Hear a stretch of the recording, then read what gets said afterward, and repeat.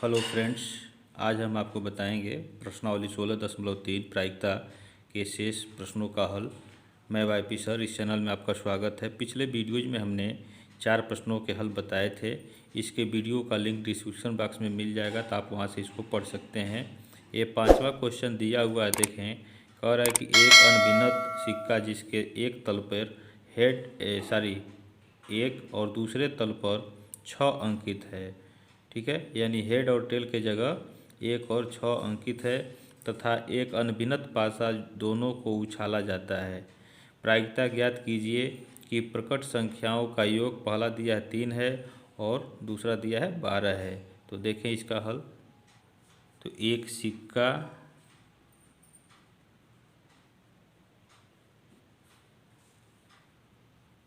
तथा एक पासा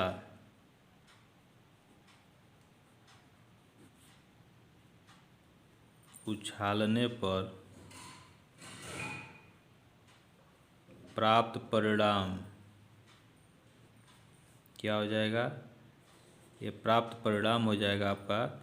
सिक्का उछालेंगे तो देखें यहाँ जो है एक तल पे 1 है और दूसरे पर 6 है, तो 1 और 6 आ सकता है, ठीक है। हेड और टेल के जगह 1 और 6 दिया है।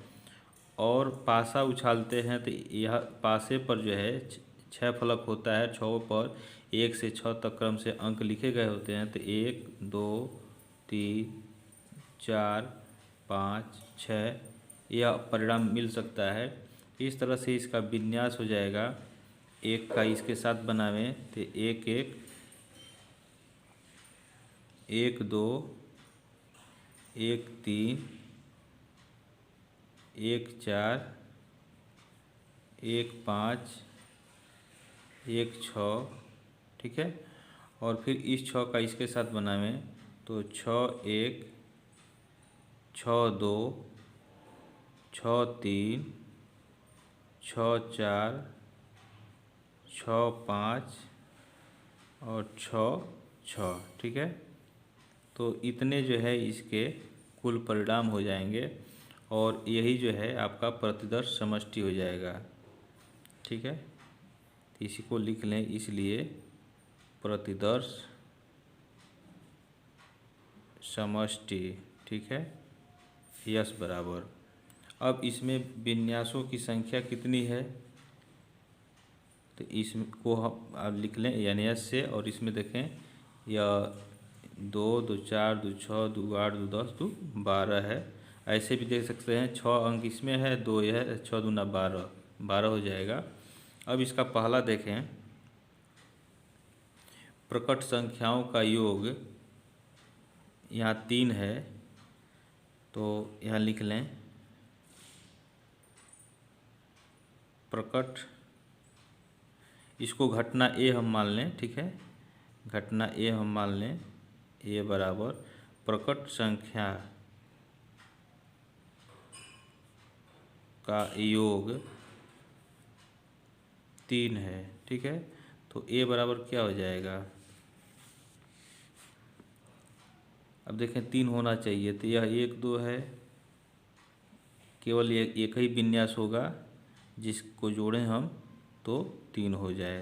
तो इसमें विन्यासों की संख्या जो है क्या है, यानी ए बराबर यह 1 है।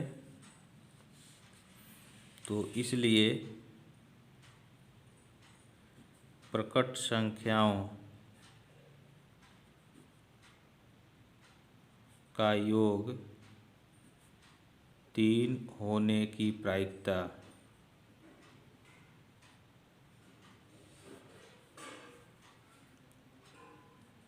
यह हो जाएगा आपका एन ए अनुकूल विन्यास बट्टे कुल विन्यास। तो अनुकूल विन्यास आपका जो है 1 है और कुल विन्यास 12 है, तो इसकी प्रायिकता जो है 1/12 हो जाएगा। इसका सेकंड देखें,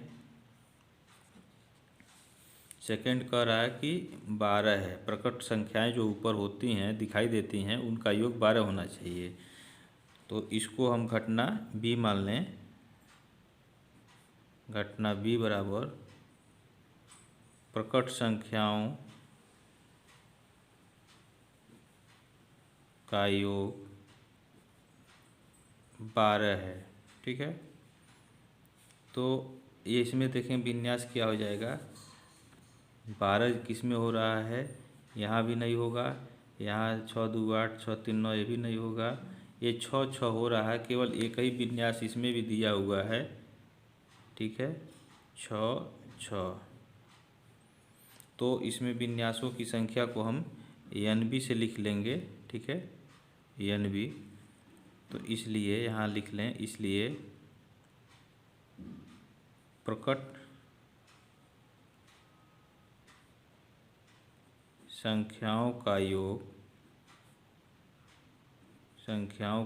योग 12 होने की प्रायिकता,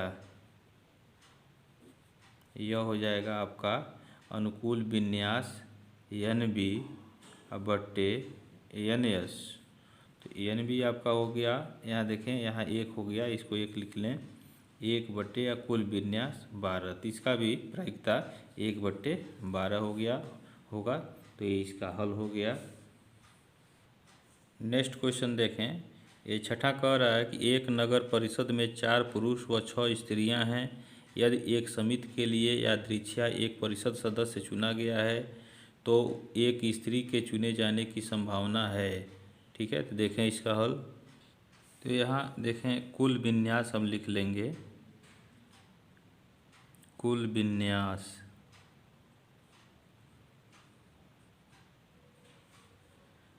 विन्यास यानी व्यक्तियों की संख्या,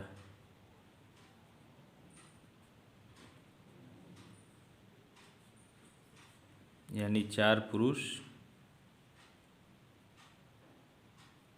और प्लस 6 स्त्रियां, इनको हम जोड़ देंगे तो 6 4 10, एक कुल विन्यास हो जाएगा। अनुकूल विन्यास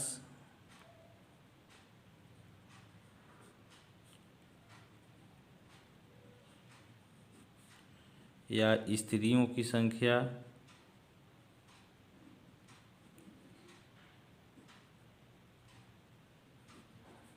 यह हो जाएगा 6। ठीक है, इसलिए एक स्त्री के चुने जाने की प्रायिकता यह हो जाएगा अनुकूल विन्यास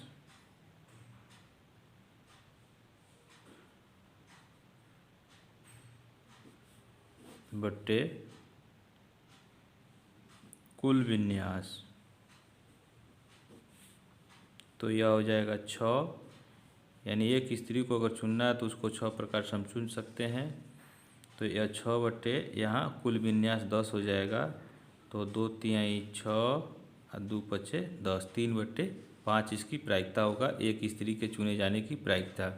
ठीक है, अब इसी को आप जो है अन्य विधि से भी लगा सकते हैं। कैसे? अनुकूल विन्यास जो आपका होगा, 6 स्त्रियों में से एक स्त्री को चुनना है, तो 6C1 जो है अनुकूल विन्यास हो जाएगा। ठीक है, रफ के लिए आपको हम बता रहे हैं, ये 6C1 जो है अनुकूल विन्यास हो जाएगा। और कुल व्यक्तियों की संख्या 4 धन 6 या 10 है, तो 10 में से हमको एक स्त्री को चुनना है, तो यह कुल विन्यास हो जाएगा। तो 10C1 जो है यह हो जाएगा। तो इसी को हल कर लें तो आपका यह प्रायिकता निकल जाएगा। ठीक है, तो आपको जो समझ में आवे उस हिसाब से आप इसको कर सकते हैं। ठीक है, तो ये इसका हल हो गया। नेक्स्ट क्वेश्चन देखें, 7वां दिया है कि एक अनभिनत सिक्के को 4 बार उछाला जाता है और एक व्यक्ति प्रत्येक चित्त पर 1 रुपया जीतता है और प्रत्येक पट पर 1 रुपया 50 पैसा हारता है। इस परीक्षण के प्रतिदर्श समष्टि से ज्ञात कीजिए कि आप 4 उछालों में कितनी विभिन्न राशियां प्राप्त कर सकते हैं। साथ ही इन राशियों में से प्रत्येक की प्रायिकता भी ज्ञात कीजिए। ठीक है, तो देखें इसका हल। तो यहाँ लिखें एक सिक्के को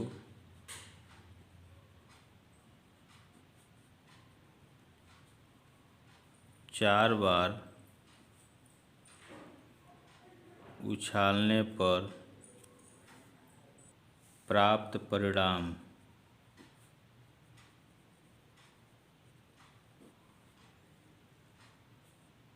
क्या होगा। देखें, पहली बार उछालेंगे तो हेड या टेल आएगा, ठीक है। दूसरी बार उछालेंगे तो हेड या टेल मिलेगा। तीसरी बार उछालेंगे तो हेड या टेल मिलेगा। चौथी बार उछालते हैं तो हेड या टेल ये मिलेगा, ठीक है। अब इन दोनों से हम इसका विन्यास बनावें तो यह हो जाएगा आपका H H, H T, T H और टी टी, ठीक है। एच एच हो गया, एच टी, टी एच और टी टी, ये 4 विन्यास इसमें मिल गए।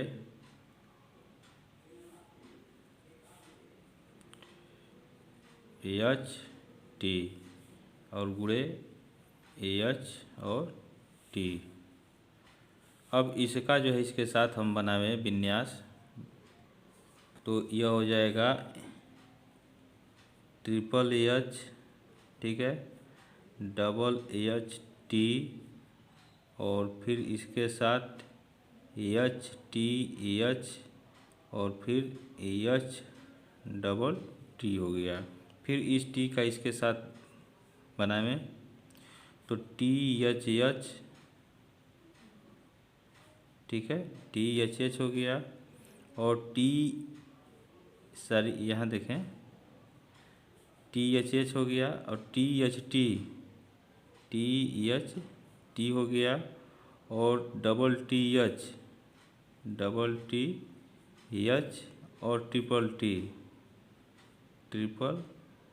टी हो गया। तो ये तो हो गया यहाँ तक का संबंध। फिर इसका जो है हमें बनाना है इसके साथ, ठीक है। तो यहाँ लिख लें इंटू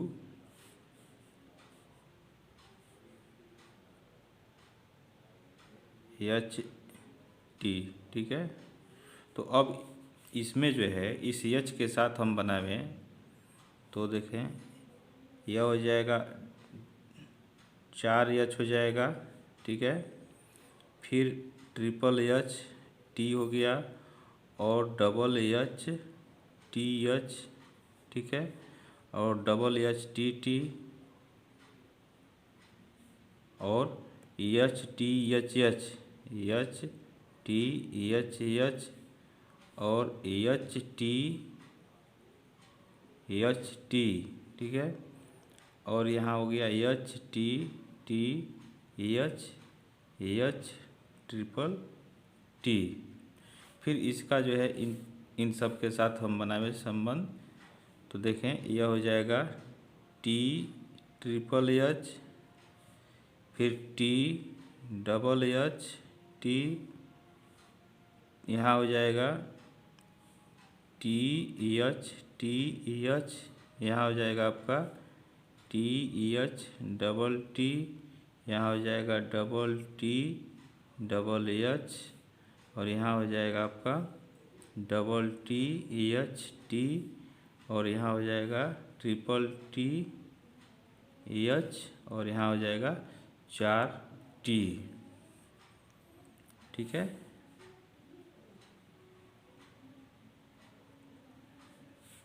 तो यह जो है आपका इतने जो है ये इसके परिणाम मिल गए। तो 1 2 3 4 5 6 7 8 9 10 11 12 13 14 15 16 विन्यास होगा, ठीक है। 2 दूना 4 दूना 8 दूना 16, तो ये विन्यास हो गए। यही जो है हमारा प्रतिदर्श समष्टि भी होगा। तो यहाँ आप लिख लें, इसलिए यस बराबर इतना। अब इसमें विन्यासों की संख्या कितनी होगी, इसमें विन्यासों की संख्या हो गया आपका 16। अब हम घटना ए लिख लें चार चित्त प्रकट होना है, चार चित्त प्रकट होना, यानी चारों बार सिक्का अगर उछालते हैं तो चारों बार जो है केवल चित्त प्रकट हो। तो देखें 4 बार जो है चित्त केवल एक ही विन्यास मिल रहा है, ठीक है, यह मिल रहा है। तो यह हो गया आपका ए, और इस यहाँ यानी ये हो गया आपका 1, ठीक है। अब देखें 4 चित्त प्रकट होने पर एक चित्त प्रकट होने पर 1 रुपये जीतता है, तो 4 चित्त मिला है तो 4 रुपया क्या होगा, ये जीतेगा, 4 रुपया व्यक्ति जो है वो जीतेगा, ठीक। अब घटना बी लिखें।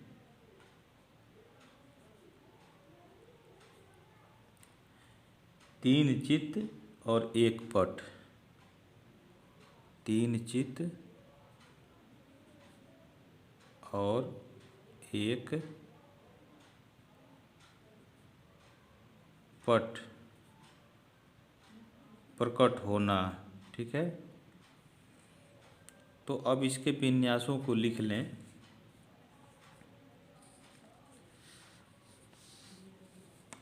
तीन चित्त और एक पट, तो देखें 3 चित्त और एक पट, सारी यहाँ एक छूट गया है, यहाँ इससे संबंध बनाए हैं पहले, तो यहाँ एक यच और रहेगा।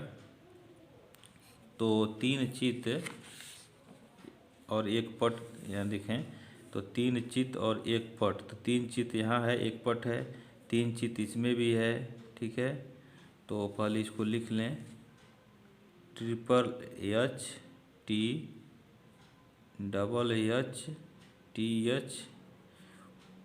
उसके बाद से देखें यहाँ भी है 3 चित्त, यहाँ है एच टी डबल एच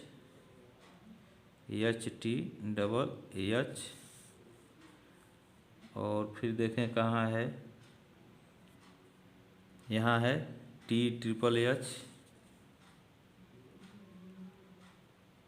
ठीक है। और कहाँ है 3 एच, कहीं देखें 3 एच और कहीं नहीं है, ठीक है। तो यहाँ विन्यासों की संख्या जो है कितनी हो गई, 1 2 3 4 हो गया। निकालने 3 चित्त और एक पट प्रकट होने पर कितना रुपया वो हारता है, जो जीतता है, तो यहाँ लिखें 3 चित्त और एक पट प्रकट होने पर, तो 3 चित्त का 3 रुपया हो गया, और एक पट आया है तो वो 1.5 रुपया हार गया, तो कितना हो जाएगा, 1 रुपया 50 पैसा। यह क्या होगा, जीतेगा, ठीक है, जीतेगा। फिर घटना सी लिख लें।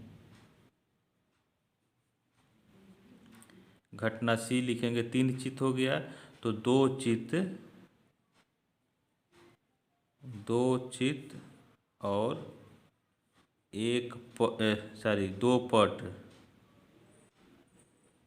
2 पट प्रकट होना,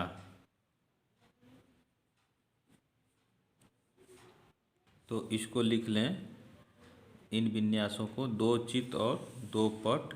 तो यहाँ देखें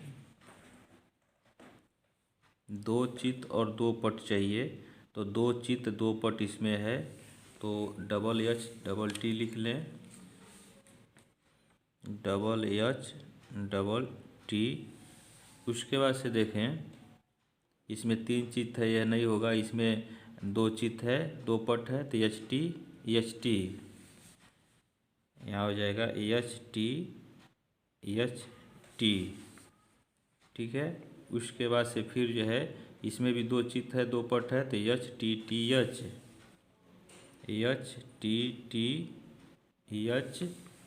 उसके बाद से देखें, यहाँ है T double H T, T double H T. उसके बाद से फिर इसमें भी दो चित है, दो पट है, तो T H T H, T H T H, ठीक है। उसके बाद से देखें, यहाँ जो है दो पट है, दो चित है, तो टी टी एच एच हो जाएगा। अब इसके बाद से और कहीं नहीं है, ठीक है। तो इस तरह से यह आपके ये विन्यास हो गए।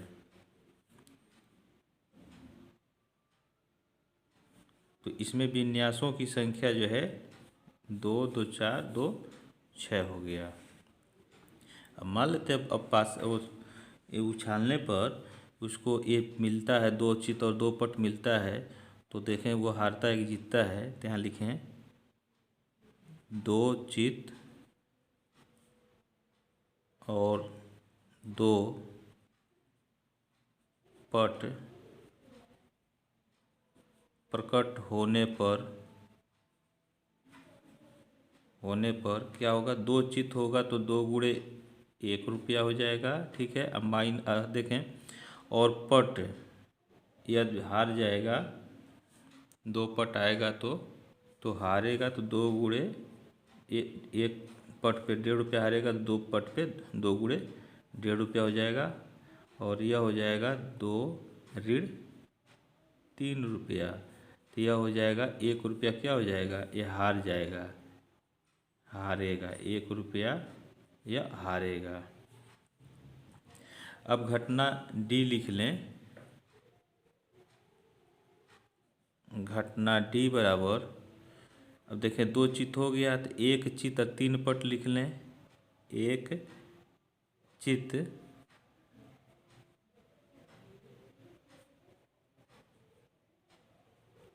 और 3 पट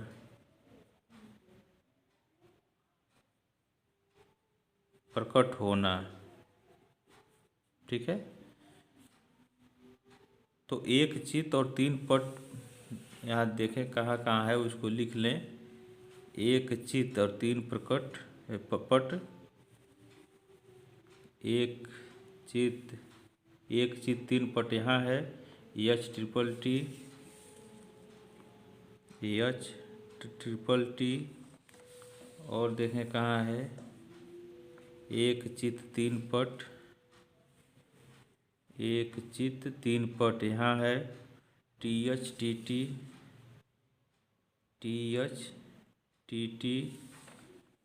और एक पट, एक चित 3 पट यहाँ है, T T H T, T T H T. और यहाँ है triple T H, triple T H. तो यही जो है 4 विन्यास होंगे। तो यह हो गया आपका घटना डी, और इसमें विन्यासों की संख्या को लिख लें एन डी से, और यह हो जाएगा 4। अब एक चित और 3 पट, यहाँ लिखें एक चित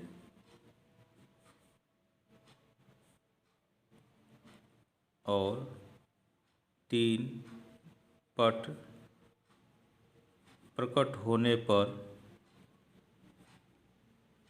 क्या होगा, एक चित होगा तो वह 1 रुपया जीतेगा, और 3 पट आने पर हारेगा तो ऋण लिख लें। 3 पट है तो 3 गुणे 1.5 रुपया हो जाएगा, यह हो जाएगा 1 ऋण 15 तियाँ 45, 4 रुपया 50 पैसा। अब यह जो है कितना हो जाएगा, 3 रुपया 50 पैसा हारेगा, तो यहाँ लिख लें 3 रुपया 50 पैसा क्या होगा, यह हारेगा, ठीक है। अब घटना ई लिख लें। घटना ई, एक चित हुआ 3 पट हुआ, तो चारों पट यहाँ लिख लें 4 पट प्रकट होना, ठीक है। तो चारों पट प्रकट होना, तो इसमें चार पट आना चाहिए। देखें, यह है चार पट। तो इसमें केवल एक ही विन्यास है, यह घटना ई हो गया। इसमें विन्यासों की संख्या एन ई हो गया और यह हो गया एक। तो यहाँ लिखें चार पट प्रकट होने पर क्या होगा, तो 1 × 1.5 रुपया, यह कितना क्या हो जाएगा, ये चार है ना, चार पट है, ये एक पट जो है इतना हार रहा है, तो यह हो जाएगा 6 रुपया। ये क्या होगा, हारेगा। ठीक है। तो ये राशियाँ पूछ रहा था, तो ये राशियाँ जो है निकल गया इसका। ठीक है। चार चित्त प्रकट होने पर 4 रुपये जीतेगा। और घटना बी जो है 3 चित्त और 1 पट प्रकट होने पर यह 1.5 रुपया जीतेगा। और 2 चित्त और 2 पट प्रकट होने पर 1 रुपया हारेगा। और 1 चित्त और 3 पट प्रकट होने पर यह 3 रुपया 50 पैसा हारेगा। और 4 पट प्रकट होने पर 6 रुपया हारेगा। तो इनकी प्रायिकता भी पूछ रहा है, तो यहाँ लिखें, देखें 4 रुपया जीत रहा है ना 4 चित्त प्रकट होने पर, तो यहाँ लिखें 4 रुपये जीतने की प्रायिकता। तो यह पी ए बराबर हो जाएगा NA/NS। तो यह कितना, NA कितना है, विन्यासों की संख्या इसमें एक है, तो यह हो जाएगा 1। कुल विन्यासों की संख्या जो है यह 16 है। यहाँ देखें कुल विन्यासों की संख्या 16 है, तो 1/16। तो 4 रुपये जीतने की प्रायिकता जो है 1/16 हो जाएगा। इसी तरह से निकाल लें, यह NB दिया है 4, तो यह जो है 3 चित्त और 1 पट प्रकट होने पर 1.5 रुपया हार रहा है, तो 1.5 रुपया हारने की प्रायिकता ज्ञात कर लें। यहाँ लिखें 1 रुपया 50 पैसे, इतने रुपए हारने की प्रायिकता, इसको हम PB लिख सकते हैं। ठीक है, PB। और यह हो जाएगा NB/NS। और NB का मान जो है यहाँ देखें, NB 4 है, तो 4/16, और यह हो जाएगा 1/4। ठीक है। देखें सारी ये 1.5 रुपये जीत रहा है ना, यहाँ जो है बी वाले में यह क्या हो रहा है, ये जीत रहा है। तो जीतने की प्रायिकता है, यहाँ लिखेंगे ये जीतने की प्रायिकता, यहाँ बना लें, जीतने की प्रायिकता यहाँ लिख लें, यहाँ बना लें जीतने की प्रायिकता। ठीक है। अब इसके बाद से देखें घटना सी, या 2 चित्त और 2 पट प्रकट होने पर 1 रुपया हार रहा है, तो 1 रुपया हारने की प्रायिकता INC बराबर 6 दिया है, तो यहाँ लिखें 1 रुपये हारने की प्रायिकता, इसको हम लिख सकते हैं PC बराबर, यह हो जाएगा NC/NS। तो NC जो है 6 है। ठीक है, NC 6 है और NS आपका 16 है। तो यह हो जाएगा 2 तिहाई 6, 2 अट्ठे 16, यह हो जाएगा 3/8। तो 1 रुपये हारने की प्रायिकता 3/8 हो जाएगा। उसके बाद से अब देखें घटना डी। घटना डी जो है इसमें विन्यासों की संख्या 4 है, और 1 चित्त और 3 पट प्रकट होने पर वह 3 रुपया 50 पैसा ये हार रहा है। ठीक है। तो यहाँ लिखें 3 रुपये 50 पैसे हारने की प्रायिकता। तो इसको हम लिख सकते हैं PD और बराबर ND बट्टे NS। तो ND का मान जो है यहाँ घटना D में विन्यासों की संख्या 4 है, तो यह हो जाएगा आपका 4 बट्टे 16 और यह हो जाएगा आपका 1/4। तो 3 रुपये 50 पैसा हारने की प्रायिकता जो है 1/4 हो जाएगा। अब घटना E देखें, घटना E में 4 पट प्रकट हो रहा है, तो यहाँ इसमें विन्यासों की संख्या 1 है और 4 पट प्रकट होने पर वह 6 रुपया हार रहा है। तो यहाँ लिखें 6 रुपये हारने की प्रायिकता। तो इसको हम लिख सकते हैं PE बराबर NE बट्टे NS। तो NE जो है इसमें 1 है और NS 16 है, तो 6 रुपया हारने की प्रायिकता 1/16 होगा। तो यह इसका हल हो गया। ठीक है। अब इसके बाद इस प्रश्नावली के शेष प्रश्नों को हम आपको अगले वीडियोज में बताएंगे। आपको कोई समस्या हो तो आप कमेंट बॉक्स में कमेंट करें। तब तक के लिए आप इस चैनल पे बने रहें। जय हिंद।